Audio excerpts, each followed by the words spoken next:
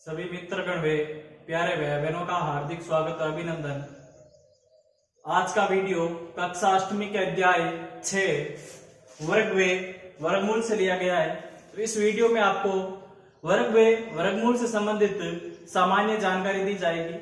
तो आज जानते हैं किसी भी संख्या का वर्ग क्या होता है, किसी भी संख्या का वर्गमूल क्या होता है। तो वर्ग का मतलब होता है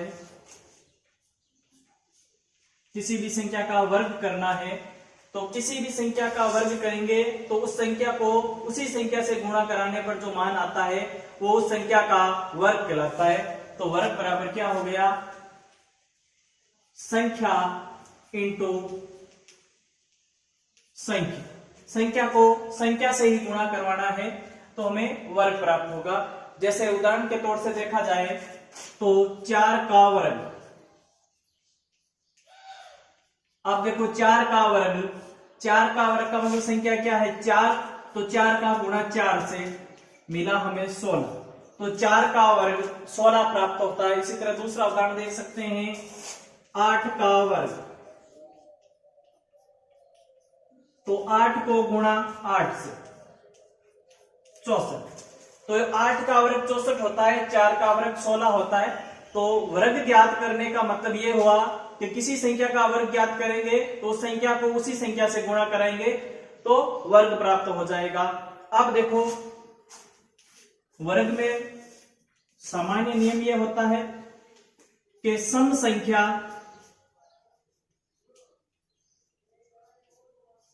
का वर्ग सम संख्या ही आएगी।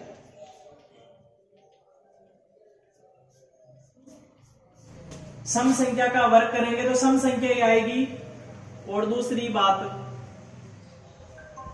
विषम संख्या का वर्ग, विषम संख्या का वर्ग करेंगे तो विषम संख्या ही प्राप्त होगी। जैसे देखा जाए 3 का वर्ग। तो 3 का वर्ग का मतलब हुआ 3 को 3 से गुणा, हमें मिला 9।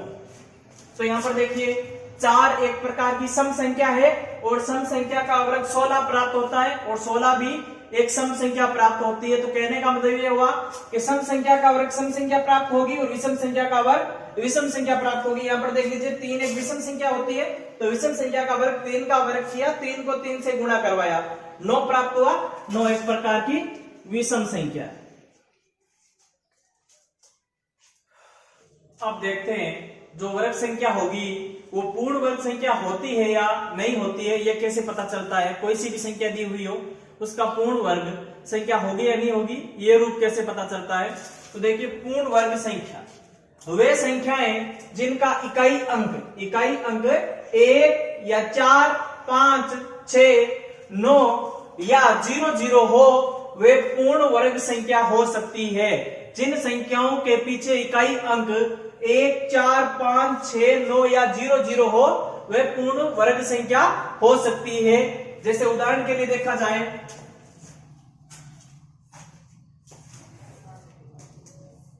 अब देखो उदाहरण के तौर पर देखा जाए तो 1 का वर्ग का मतलब क्या हो गया, 1 को 1 से गुणा कराएंगे और वर्ग को 1 का स्क्वायर लिख देंगे। 1 का स्क्वायर मतलब 1 का वर्ग।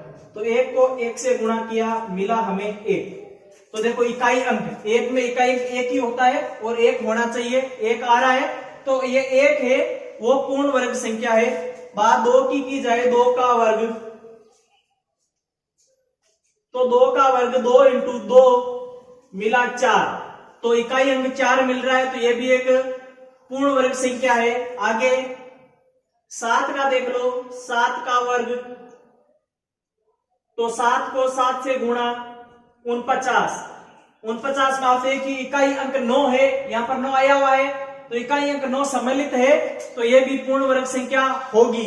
अब इनके अलावा वे संख्याएं जिनका इकाई अंक 2, 3, 7 या 8 हो तो वे पूर्ण वर्ग संख्या नहीं होती है। जैसे संख्या दे दी 92।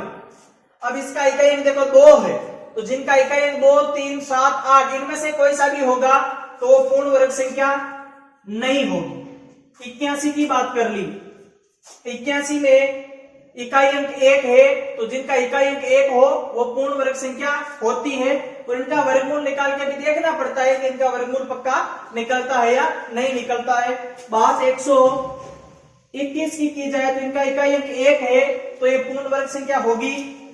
बात 72 की जाए तो ये पूर्ण वर्ग संख्या नहीं होगी। क्यों नहीं होगी? क्योंकि इसका इकाई अंक 2 आ रहा है, तो जिनका इकाई अंक 2, 3, 7 या 8 हो तो वे पूर्ण वर्ग संख्या नहीं होगी। तो यहां तक बात ये आती है, वर्ग का मतलब होता है किसी भी संख्या का उसी संख्या के साथ में गुणा करवाना। दूसरा नियम, पूर्ण वर्ग संख्या, कौन सी पूर्ण वर्ग संख्या होगी, कौन सी नहीं होगी। तो पूर्ण वर्ग संख्या की बात की जाए तो वे संख्याएं जिनका इकाई अंक 1, 3, देखो स्पष्ट रूप से लिखा हुआ है 1, 4, 5, 6, 9, तो जिनका इकाई अंक 1, 4, 5, 6, 9 या 0, 0, जैसे देखो मैं बात 100 की करूं और एक बात 1000 की चले, तो जिन संख्याओं के पीछे डबल 0 हो वो पूर्ण वर्ग संख्या होगी, और इसमें 3 0 आया हुआ है तो ये पूर्ण वर्ग संख्या नहीं होगी। संख्या के पीछे अगर 2 0 आ रहे हैं तो वो पूर्ण वर्ग होगी, और 2 से ज्यादा आ गए तो 3 में नहीं होगी, वापस 4 में हो सकती है। वो चीज देखने पर पता चलती है। तो सामान्य तो ये बात याद रखनी है, किसी भी संख्या के पीछे अगर 2 0 है तो वे पूर्ण वर्ग संख्या होगी। देखो वर्ग के बाद में बात करते हैं वर्गमूल की। तो वर्गमूल क्या होता है? सामान्यतः वर्गमूल अभाज्य गुणनखंड विधि से निकाला जाता है। दो समान संख्याओं का जोड़ा बनाया जाता है। वर्गमूल का मतलब अंडर रूट हो गया, रूट में संख्या, जैसे 64 का वर्गमूल, तो 64 रूट में है, तो कोई सी भी संख्या का वर्गमूल निकालना हो, यहां पर आ गया 64 का वर्गमूल बताओ। तो वर्गमूल कैसे ज्ञात करते हैं? अभाज्य गुणनखंड विधि से सीखेंगे।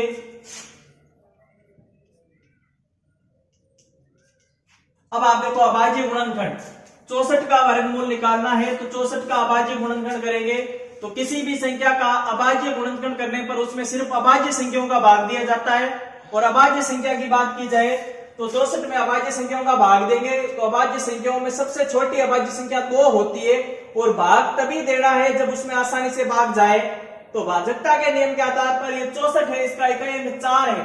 अब हम जानते हैं किसी भी संख्या के पीछे 0, 2, 4, 6, 8 ये अगर इकाई अंक आते हैं तो उसमें 2 का भाग पूरा पूरा जाता है। तो हम इस चीज से परिचित है। 64 में 2 का भाग जाएगा, तो 64 में 2 का भाग दिया, 32 बार गया। अब देखो और 2 का भाग जा रहा है तो देते रहेंगे।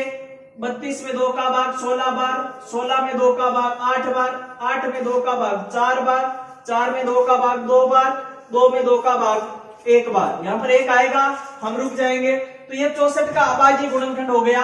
अब देखो 64 का वर्गमूल निकालना है, तो रूट में 64 था, तो रूट की जगह रूट है। अब देखो 64 को मैं इसका गुणनखंड के रूप में ये लिख दिया, 2 into 2 into 2 into 2 into 2 into 2। चाहो तो आप वापस इसको देख सकते हो। 2 को 2 से गुणा करें 4, 4 को 2 से करें 8, 8 को 2 से करें 16, 16 को 2 से करें 32, 32 को 2 से करें 64। वापस यही संख्या मिल रही है। अब देखो बात वर्गमूल की जाए तो समान संख्याओं के 2 के जोड़े बनते हैं। एक ये जोड़ा बना, एक ये जोड़ा बना, एक ये जोड़ा बना, तो जोड़े बन गए 2 के 3 है।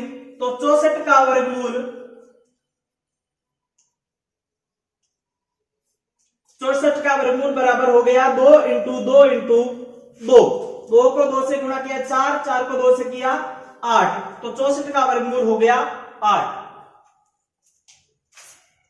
बात ये थी 64 का वर्गमूल ज्ञात कीजिए। तो किसी भी संख्या का वर्गमूल ज्ञात करते हैं तो अभाज्य गुणनखंड विधि का सहयोग ले रहे हैं। तो अभाज्य गुणनखंड 64 का अभाज्य गुणनखंड करेंगे तो अभाज्य संख्याओं का भाग देंगे। सबसे पहले छोटी संख्या का भाग देकर देखना जाता है नहीं जाता है। हम जानते हैं 64 में 2 का भाग जाएगा 32 बार, 32 में 2 का 16 बार, 16 में 2 का 8 बार, 8 में 2 का 4 बार, 4 में 2 का 2 बार, 2 में 2 का 1 बार। इस 64 की जगह इनका गुणनफल ये लिख देंगे, तो 2 into 2 into 2 into 2 into 2 into 2। अब देखो वर्गमूल में 2 के जोड़े बनाए जाते हैं, समान संख्या होनी चाहिए। ये दोनों समान संख्या है, इन 2 का एक जोड़ा बना, इन 2 का एक जोड़ा बना, इन 2 का एक जोड़ा बना, तो जोड़े बने 3। 2 के 3 जोड़े बन गए, इनको एक दूसरे से गुणा करवाया, 2 को 2 से गुणा 4, 4 को 2 से गुणा 8, तो 64 का वर्गमूल आ गया 8। अब देखो, अब अन्य संख्या के रूप में किसी भी संख्या का वर्गमूल ज्ञात कर सकते हैं। जैसे हमें दे दिया 81 का वर्गमूल,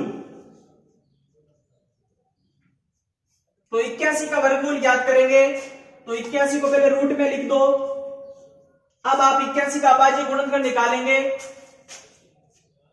तो 81, अब देखो 81 में इकाई अंक 1 है, तो जिन संख्याओं का इकाई अंक 1 होता है उनमें 2 का भाग नहीं जाता है, तो 2 के बाद में 3 का भाग देके देखना है। तो इन संख्याओं के डिजिट होते हैं, अंक होते हैं, उनको जोड़ेंगे। 8 में 1 जोड़ा 9 मिल रहे हैं। हम जानते हैं 3 के पाड़े में 9 आता है, इसका मतलब 81 में 3 का भाग जाएगा। 2 के बाद में अभाज्य संख्या 3 आती है, तो 2 का भाग नहीं जाए तो 3 का देंगे। अब देखो 3 का भाग कितनी बार गया, 27 बार।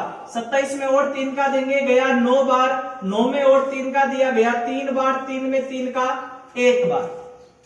अब 81 की जगह लिख देंगे 3 इंटू 3 इंटू 3 इंटू 3।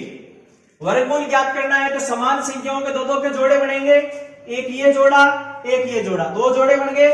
इन जोड़ों को बाहर लेके आएंगे तो 3 इंटू 3, 3 को 3 से गुणा कराने के दौरान हमें मिला 9, तो 81 का वर्गमूल 9 प्राप्त हुआ। तो ऐसे आप किसी भी संख्या का वर्गमूल ज्ञात कर सकते हो।